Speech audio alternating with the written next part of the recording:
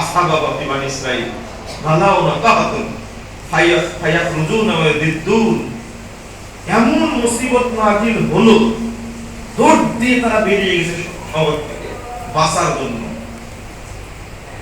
ওরা কোথায় উঠেছে? মসজিদে আশ্রয় নিয়েছে, গির্জাতে আশ্রয় নিয়েছে। ফাআওহাল্লাহু ইলা নাবিয়্যিন মিন আনবিয়াইহি, ওই এলাকার নবীকে আল্লাহ ওহী করলেন, আখবিরহুম, তুমি তাদেরকে জানায় দাও, বলে দাও, তাখরুজুনা ইলা সাঈদ বিআবদানিন নাজিসাতিন, এই তোমরা বাঁচার জন্য এসে মসজিদে উপস্থিত হয়েছো, তুমি কি নিয়ে এসেছো? বিআবদানিন নাজিসাতিন, প্রত্যেকের দেহ হলো অপবিত্র। ওয়া বিয়াদিন তাসফিকুনা বিহা দিমা, আর যে হাত নিয়ে এসেছো এই হাত দিয়ে মানুষ হত্যা করেছো। ওয়া মালাতুম বুতুনাকুম মিনাল হারাম, আর তোমরা পেটের মধ্যে হারাম খাদ্য নিয়ে এসেছো। চাওয়া বাঁচার উদ্দেশ্য, বাঁচা, গেছে মসজিদে, গিয়ে আল্লাহর কাছে বাঁচার জন্য দোয়া করছে।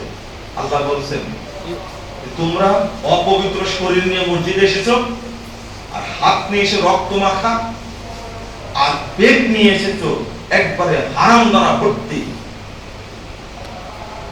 ইশতাদ্দা আলাইকুম গাদাবি, এখন তোমাদের উপরে আমার শাস্তি আরো বেশি হবে। হারাম তো আল্লাহর কাছে দোয়া করলে গজব আরো বেশি নাযিল হবে।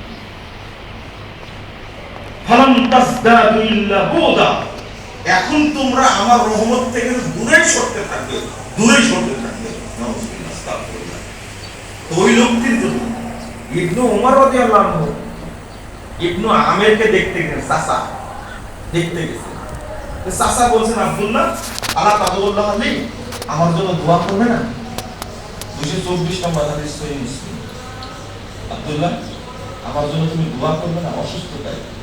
তখন আব্দুল্লাহ ইবনু উমর রাদিয়াল্লাহু ছেলে ইবনু উমর বলছেন, আল্লাহ রাসূল বলেছেন লা তুকবালু সালাতুন মিন বাইনি কুবুরি